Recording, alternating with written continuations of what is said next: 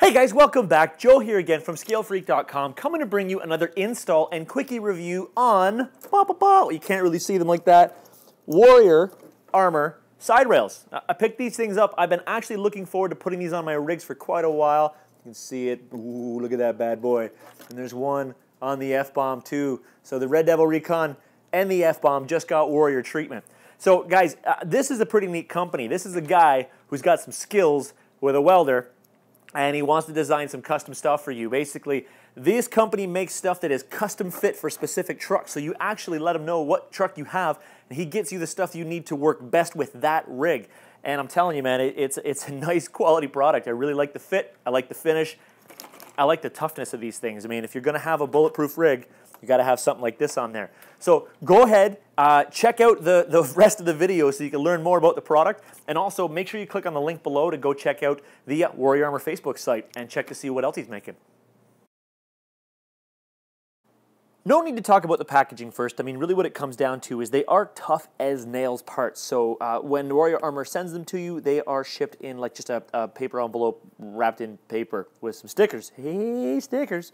But basically what you're looking at is what the parts are. So they do make vehicle-specific parts, okay? So these ones here are for the Honcho / the F250 on my F-Bomb, and of course these ones here are set up specifically for the Red Devil Recon, which is the Axial JK, the G6. Now, a couple things you're going to notice here. If I stick these guys together, these ones again are for the Jeep. You'll notice the sides of the Jeep is typically very straight on the side, so there is no taper on these ones. Each part of that thing is going to be the same length. But on the F-150, you know, if I trim the body out correctly and stuff like that, and it's spaced correctly, there will be a bit of a taper to the shell itself. So you'll notice if I put these things side by side, the fronts are actually closer together than what the rears are. And again, it is to taper the body a little bit better, which is, yeah, I like truck-specific stuff. So really what I have on here right now on the F250, on the F-Bomb, I've got these old school RC4WD ones, and these are very, very universal. They're made for pretty much everything. This is actually one of the very first upgrades that I ever did on this rig back when it was still a Honcho. Now, and of course, over here we do have the stock axial plastic, you know, side steps or sliders for the G6. Now, these here I was actually looking to replace, and this was the perfect timing for these. Now, a couple things that I like about the way that these Warrior Armor ones are is you'll notice how the sides are pretty much straight up and down. On the F-Bomb here, you'll notice that they're actually out on an angle. Again, very universal. So it's out on an angle just to be able to fit different types of bodies in there. And of course, on this one, of course, it's extremely out like that, which, you know, it's just kind of where they are. Those things are absolutely universal. Now, pulling the bodies off really quick, I kind of want to show you one of the reasons why I feel that having these step sides or these sliders are such an amazing thing to have. And again, it's one of those updates that I really recommend kind of right off the bat.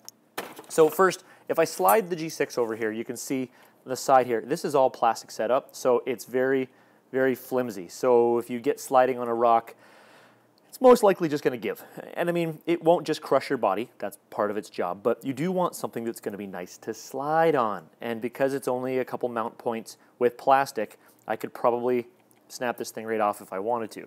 Now again, under heavy use, these things will also start to get all nicked, which will slide less. So that's another option that you get there as well. So if you want something that's going to be nice and strong, get rid of those. Now on the F-Bomb, again, these are the old school, really old school RC4WD setups. And you can see here if I hold it, they are nice and tough. And I mean, they are metal, so you know, they've stood up well, but I did want something that's a little more truck specific. You can see here, these things, all the anodization off the bottom of it are gone. They used a good quality product then as well, so they haven't rusted up too bad. But again, I do want something that is more rig specific. Now, installation of these bad boys, super easy. Actually, even before I talk about installation, let's talk about the stress test. Not sure if you guys have had the opportunity to look at the stress test video that Warrior Armor has done. It's absolutely hilarious. It's one of the reasons, actually, you know what, that video alone is the reason why I want to get these parts. What you'll see on the stress test video is they literally grab one of these bad boys like this, almost like a set of brass knuckles, and then just start smashing it on the desk.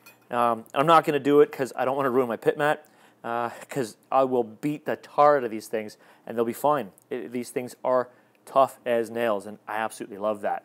So I'll put the link below to that video so you guys can go and watch that. It's worth a watch. It's a good laugh. Of course, tools you need. Easy enough. A 1.5 and a, well, it depends on what truck you're using, I guess. But I'm going to do a standard installation on what a stock truck would be. So you need a 1.5 and a 2 mil. Also, get yourself a set of pliers. And I'm a cheater, so, you know, use my little guy here. And really, it's easy from there. Let me just move this rig out of the way.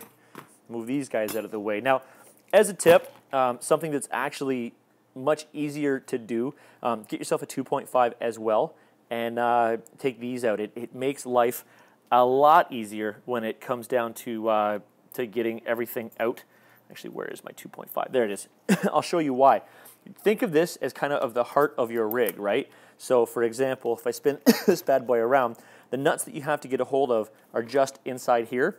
Yeah, very easy to get out. You could just use a set of pliers to get them out, but makes it a little more difficult to get back in. So what I like to do is just do this here, free this up, put it back in. I like to screw it back in a couple turns just to make sure I don't lose a screw. So if I do this, look, everything just became nice and open for me to get a hold of. So I'll flop this bad boy out to my 2 mil. Actually, the 1.5, the reason I said that is you'll notice on the top here, these little guys here, sliders are actually held in with a 1.5. So pull these out. You're going to dismantle it anyway, so I might as well do this here. Now these little guys here that come out of the side, see them? They are gold. Don't lose them. There will be other places that you want to use these. Think of them as replacing drive pins and stuff like that.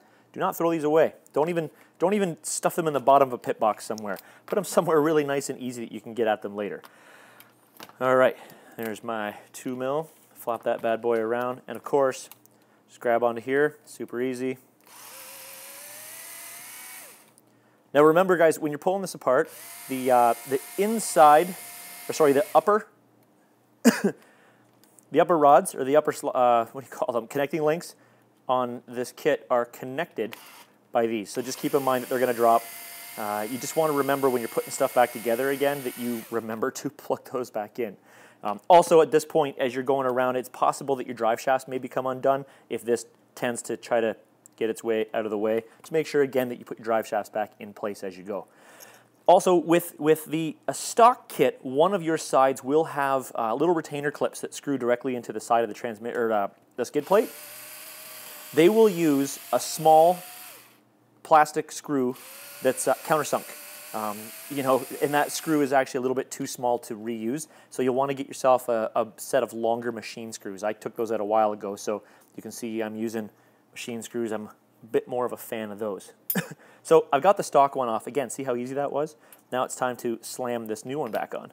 Now what I like to do just to hang on to stuff, do the ones on the inside first because there's nothing tricky to hold them there. Of course, guys, when you're screwing stuff back in, don't completely screw them back in with the electric tool, because that's a good way to start stripping stuff out. So I don't want to screw directly back into there. I will pull it off here. Use my hand tool just so I know exactly how tight they are.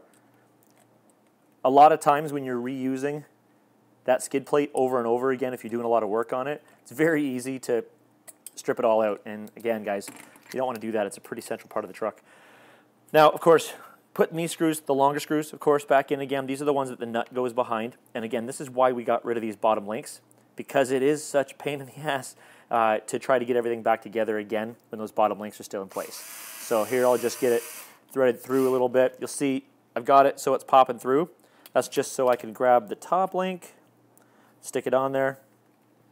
And of course, I'll screw it in a little bit more until I know it's popping out of there as well. I'm not sure if you can see that. And then I'm just going to grab the back of the nut with my hand, slap it on there, finish it off.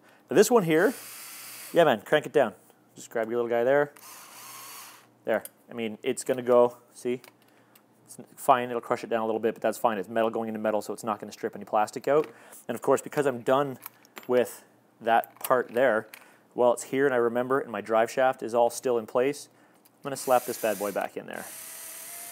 It's easy enough, is just back that screw a little bit more, pop that in, and give her. And get this to finish the hand tight. Whoop.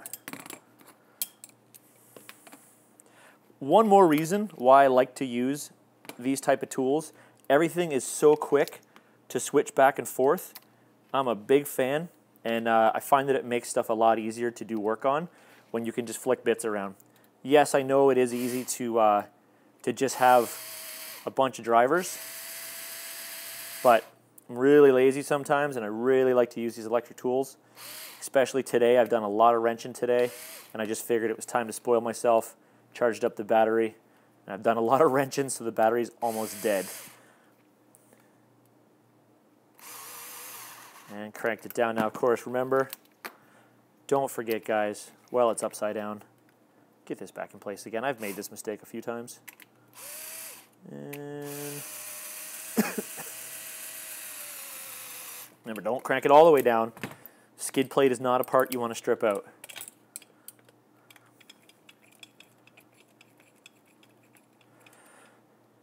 All right, so one is done. We'll flip that bad boy back over, and you can see, like, look at the difference. I'll just get this out of the way. This one is metal, nice and tough, not bendable. This guy here is plastic, very bendable. And of course, if I throw the shell on top, just kind of loosely put this back, get in there, loosely get this back on there. You can see on this side, way far out the side, easy to bend in. If I take it to this side, nice and contoured to the body itself, and this is not going to bend. So I'm a big, big, big fan of that. Give me 1 second, guys. I'm going to get all the other ones replaced as well. This is just going to take me a few minutes. Installed on both trucks, you can see, I guess, what kind of difference it's going to make between your rigs, right? So again, I love the idea that these things are straight up and down, and I really do like the idea that this is rounded on the bottom. You may have noticed on the other ones, like on the RC4WD, it's a straight shot against the bottom with rounded on the top. Guess what, guys? These are sliders. It would be much nicer to have a round edge where you're coming on and coming off of something.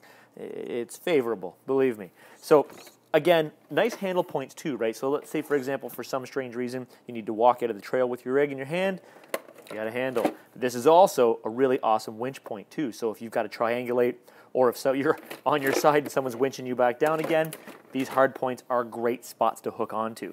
So again, this is the F250 shell. Also, these are for the Honcho. They are tapered a little bit forward, and you can see how it hugs onto the body. Now, again, this one here is for the G6. You can see fills almost the entire space, really just a little tiny bit there, and nice on space on the back. So almost every space on both of these rigs where there is body, it's covered by these rock rails or these sliders. So that's it, guys. What a neat part. I really do really think that these are a good addition to your rigs. If you haven't got a set of good quality sliders on yet, you've got to go check out the Warrior Armor and get a set. These things really do make a difference when you're on the trail. Helps your truck pivot really nice, keeps you on the rock. And well, I mean, if you're doing a lot of rock running, it's definitely a very good thing to have. So guys, go check out the Warrior Armor Facebook page. I've got the link below. Please go check him out and say, hey, you know, Scale Freak sent me, and check out what he's got on there. Not only does he have sliders, but he also throws a few pictures of other projects he's working on, like whole back cages and things like that. There's some really neat projects that he's working on. And I mean, if you got something specific that you're looking for that you don't see on his website, just send him a message. There's the ability to message him. He'll get back to you right away and let you know whether or not he can do it for you. So as always, guys, thank you very much again for checking out the videos. You know, click on the subscribe button to always get the update from the channel. Please click on the like button just to help out, guys. Help out a ton. And, you know, click on the comment below. I want you to write on there what you are using for your slider. Even if you're still using the axial sliders, I actually want to know what people are using these days. And give me your feedback on it. Or even if you have some Warrior Armor stuff, I'd like to know. And, of course, as always, please share this throughout your communities. I only post this on a couple different places now. So get it out there. So thanks again, guys. Thanks for checking out the video. And have a great day.